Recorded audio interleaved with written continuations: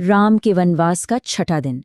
ये दिन सिर्फ गहरे शोक का ही नहीं था, बल्कि ये वो दिन था जब एक संकल्प ने, भरत के संकल्प ने, इतिहास की धारा ही मोड़ दी।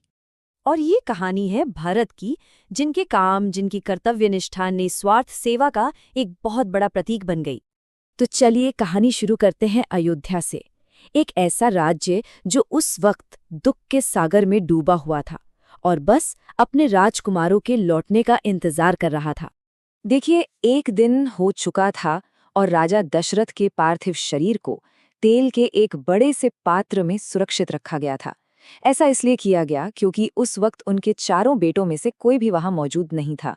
ये एक प्राचीन प्रथा थी ताकि अंतिम संस्कार तब तक रुका रहे जब तक कि असली उत्तराधिकारी आकर अपना कर्तव्य पूरा ना कर सके। इस अंतिम संस्कार को अंत्येष्टि कहते हैं, यानी अंतिम यज्ञ। ये दरअसल कई सारे अनुष्ठानों की एक पूरी प्रक्रिया है। ऐसा माना जाता है कि ये मृतक की आत्मा को एक अशांत अवस्था, जिसे प्रेत कहते हैं, से सम्मानित पूर्वजों यानी पितृ के लोक तक पहुंचाती है। ये बहुत जरूरी रस्में हैं ब्रह्मांडीय व्यवस्था और मृतकों के सम्मान के लिए। तो जैसे ही भरत और शत्रुघ्न अयोध्या लौटते हैं, उन्हें इस भयानक त्रासदी के बारे में पता चलता है और लौटते ही भरत को अपने पिता को अंतिम विदाई देने की एक बहुत बड़ी जिम्मेदारी का सामना करना पड़ता है।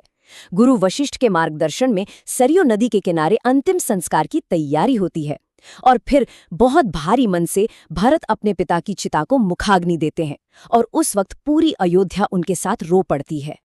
अब भरत के लिए ये सिर्फ पिता को खोने का दुख नहीं था, उनके मन में एक गहरी आत्मग्लानि भी थी। उन्हें लग रहा था कि इस पूरी तबाही की वजह वही है। और इसी दुख के बीच रानी कौसल्या भरत से मिलती हैं और उनके शब्द तीखे आरोपों की तरह चुभते हैं। वो कहती हैं, ये जो राज्य है, हाथियों, घोड़ों और रथों से भरा हुआ, ये असल में तुम्हें उसी ने, तुम्हारी माँ ने ही तो दिलवाया है। अब सोचिए, ये शब्द भरत को कितनी भयानक पीड़ा देते होंगे। कहते हैं, ऐसा लगा जैसे किसी खुले घाव में सुई चुभो दी गई हो।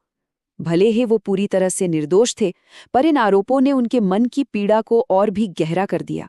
पिता के जाने के बाद अब भरत के सामने उनकी पहली बड़ी परीक्षा आती है। पूरा राज्य अब नेतृत्व के लिए उनकी तरफ देख रहा है। तो राजसभा बुलाई जाती है और गुरु वशिष्ठ औपचारिक रूप से अनाथ हो चुकी अयोध्या का सिंहासन भरत को सौंपते हैं। लेकिन भरत का जवाब तत्काल और इतना दृढ़ था कि पूरी सभा हिलकर रह गई। वो कहते हैं, जिस राज्य के लिए मेरे राम को वन जाना पड़ा, वो मेरे लिए नर्क के समान है। इस सिंहासन पर सिर्फ और सिर्फ मेरे बड़े भाई राम का अधिकार है। उन्होंने साफ इनकार कर दिया। और सभा में इसी बात पर विचार चल ही रहा था कि तभी इस पूरे संकट की जड़ मंथरा गहनों से सज-धज कर वहां आ जाती है। उसे देखकर भरत के भाई शत्रुघ्न का गुस्सा भड़क उठता है। शत्रुघ्न का गुस्सा 7वें आसमान पर था। उनके लिए मंथरा ही राम के वनवास और राजा की मौत का कारण थी। उसे दंड मिलना ही चाहिए। लेकिन जैसे ही वो गुस्से में मंथरा को घसीटते हैं, भरत उन्हें रोक लेते हैं। वो मंथरा को बचाने के लिए नहीं, बल्कि धर्म और अपने कुल की मर्यादा को बचाने के लिए ऐसा करते हैं। वो कहते हैं, हमारे वंश में स्त्रियों की हत्या नहीं की जाती। अगर हमने ऐसा किया तो राम हमें त्याग देंगे। अपने क्रोध पर काबू रखो। धर्म की इस कठिन परीक्षा को पास करने के बाद भरत एक नए रास्ते का ऐलान करते हैं। एक ऐसा रास्ता जो वफादारी की परिभाषा ही बदल देगा। वो सभा में घोषणा करते हैं, कल सुबह मैं अयोध्या के सभी नागरिकों के साथ चित्रकूट के लिए निकलूंगा। मैं भाई राम के पैरों में गिर जाऊंगा, उनसे वापस लौटने की भीख मांगूंगा और अगर वो नहीं माने तो उनकी जगह मैं वनवास काटूंगा। सोचिए, इस एक घोषणा ने सभा का पूरा माहौल ही बदल दिया। निराशा की जगह अब उम्मीद थी। आशा की एक लहर पूरी अयोध्या में दौड़ जाती है। रानी कौसल्या और सुमित्रा के जो चेहरे दुख से मुरझा गए थे, उन पर एक चमक आ जाती है। इस त्रासदी के बाद ये पहली बार था जब समाधान का कोई रास्ता दिखा था। और उधर अयोध्या में ये सब हो रहा था तो दूसरी तरफ चित्रकूट के शांत जंगल में राम और सीता प्रकृति के बीच खुश थे। राम सीता को फूलों से श्रृंगार करना सिखा रहे थे। वो इस बात से बिल्कुल अनजान थे कि एक पूरा राज्य, एक पूरी सेना उनकी तरफ बढ़ रही है। ये जो विरोधाभास है, ये आगे आने वाले मिलन के नाटक को और भी गहरा कर देता है।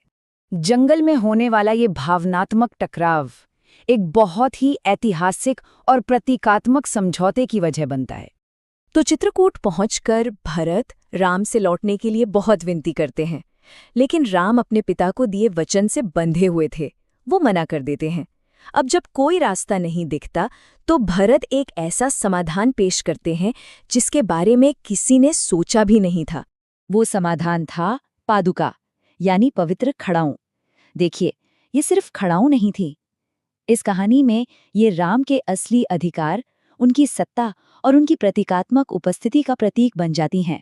भरत कहते हैं, मुझे अपनी खड़ाऊं दे दीजिए, मैं इन्हें सिंहासन पर रखूंगा और आपके प्रतिनिधि के तौर पर प्रजा की देखभाल करूंगा।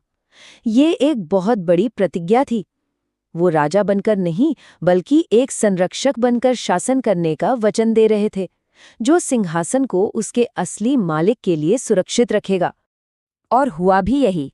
14 सालों तक भरत ने अयोध्या में कदम नहीं रखा। वो पास के ही एक गांव से एक तपस्वी की तरह सिंहासन पर राम की पादुकाओं को रखकर शासन करते रहे।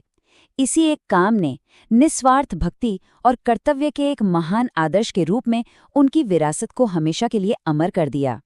तो भरत की ये कहानी हमें एक शाश्वत सवाल का जवाब देती है कि एक लीडर के लिए सत्ता से ऊपर धर्म को रखने का क्या मतलब है। और जवाब ये है कि सच्ची सत्ता ताज से नहीं, बल्कि चरित्र और धर्म से मिलती है।